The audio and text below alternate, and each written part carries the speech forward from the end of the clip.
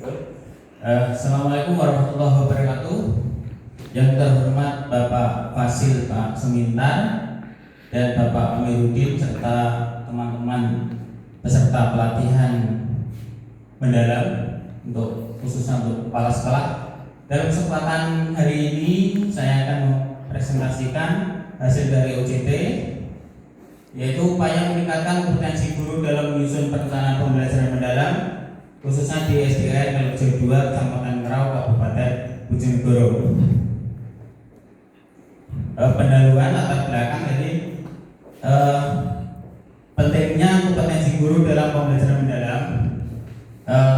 Ada beberapa poin, yaitu sebagai guru sebagai ujung tombak mutu di dalam satuan pendidikan. Yang itu adalah bagaimana guru tersebut bisa melaksanakan atau membuat perencanaan pembelajaran mendalam yang sesuai dengan regulasi yang terbaru. Di dalam DSD kami setelah menelaah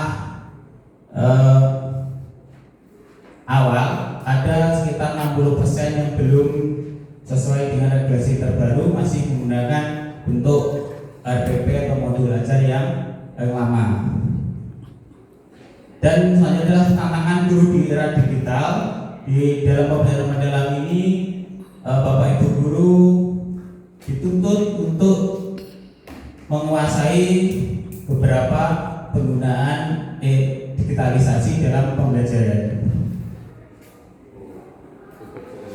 Dan tujuan dari program ini adalah meningkatkan kompetensi guru dalam memahami konsep pembelajaran mendalam sesuai dengan regulasi yang berlaku, khususnya adalah pembelajaran mendalam, membimbing guru dan mendampingi agar mampu menyusun perangkat pembelajaran khususnya adalah perencanaan pembelajaran mendalam, dan menyelaraskan PPM dengan 8 dimensi profil lulusan dan mendorong terwujudnya pembelajaran yang lebih bermakna, inovatif dan kontekstual di SD Negeri Meljo 2.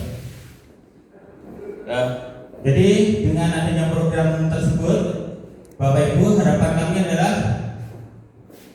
Bapak Ibu guru di SD kami dapat menyusun perencanaan pembelajaran yang selaras dengan tuntutan pembelajaran mendalam, mengintegrasikan 8 dimensi profil lulusan dalam PPM, dan meningkatkan kualitas proses belajar mengajar sehingga lebih berorientasi pada pembentukan karakter, keterampilan dan kompetensi serta hidup sesuai dengan tujuan pendidikan nasional.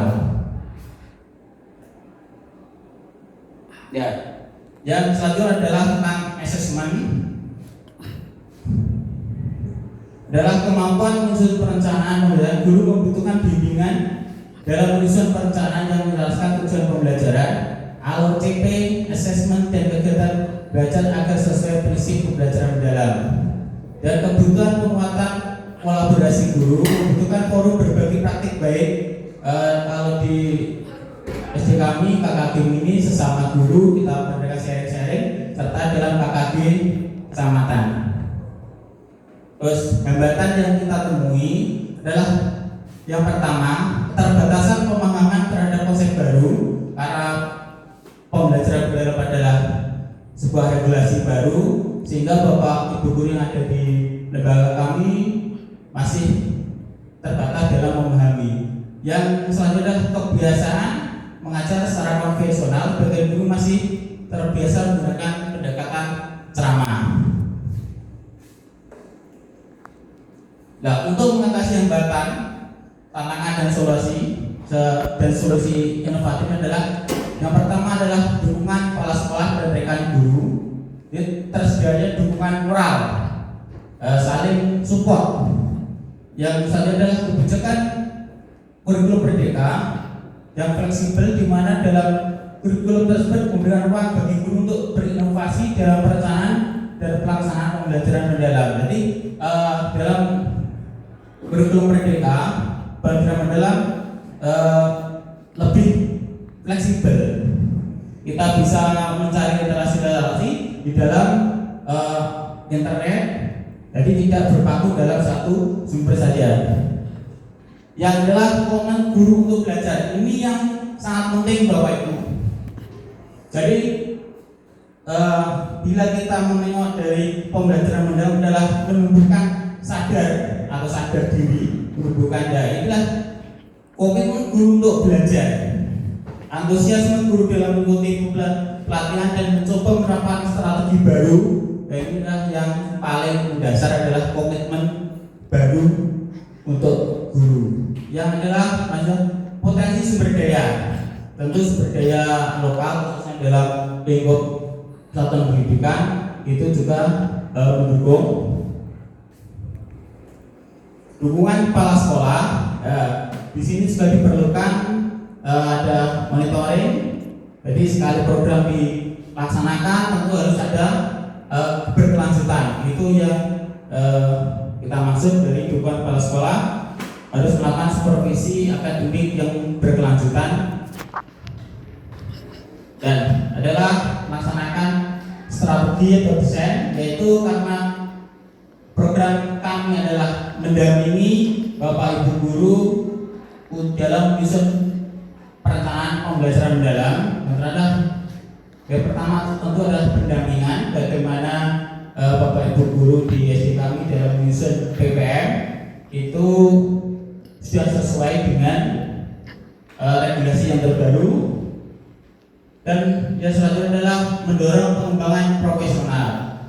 Jadi adanya coaching, mentoring dari Bapak, tentu dari sebagai pimpinan kepala sekolah harus memberikan mentoring kepada Bapak Ibu guru, memberi kesempatan pada Bapak Ibu guru untuk pelatihan, pendampingan dan bimbingan teknis bagi seluruh staf pengajar. Dan ini kaitannya dengan sebuah anggaran, maka kami juga menganggarkan dana bos untuk bimbingan teknis bagi staf pengajar. Nah, dalam implementasinya, dalam pelaksanaan pendampingan, kepala sekolah melakukan telaah PPM yang telah dibuat oleh Bapak Ibu guru. Jadi setiap guru kelas, guru mapel setelah mendapat pendampingan di awal, melakukan observasi awal, dan selanjutnya adalah praktek membuat PPM. Dan yang pertama adalah kepala sekolah melah PPM yang akan dibuat guru, terus guru melaksanakan PPM dalam PPM ya, kami bisa adalah perencanaan pembelajaran dalam PPM. Di situ kepala sekolah juga mengamati dan refleksi bersama guru, berbagi pengalaman, kendala dan mencari solusi yang terbaik. Terus measure, refleksi dan challenge adalah evaluasi program, refleksi bersama guru, berbagi pengalaman, kendala dan solusinya. Terus perubahan berkelanjutan. Nah, tulisan PPM berbasis pembelajaran mendalam harus diikuti berkelanjutan, Bapak Ibu.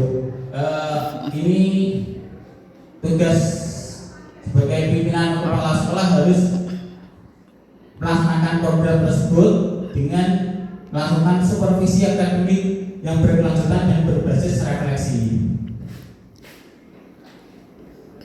Nah, ini beberapa dokumentasi pendampingan yang sudah kami lakukan.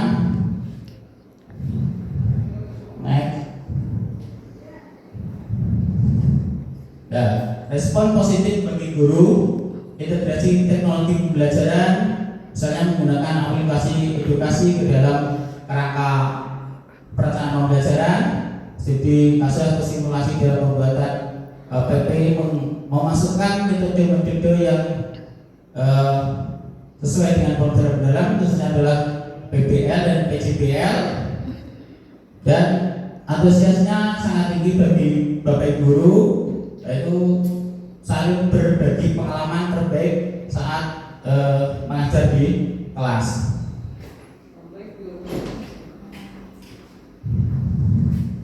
Ini dampak nyata setelah program pendampingan meningkatkan kompetensi guru.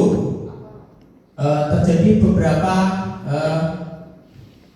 perubahan, khususnya adalah sebelum pendampingan fokus PPM adalah penyelesaian materi. Setelah pendampingan fokus bergeser pada keterlibatan aktif siswa dan proyek-proyek ini yang menghasilkan karya nyata.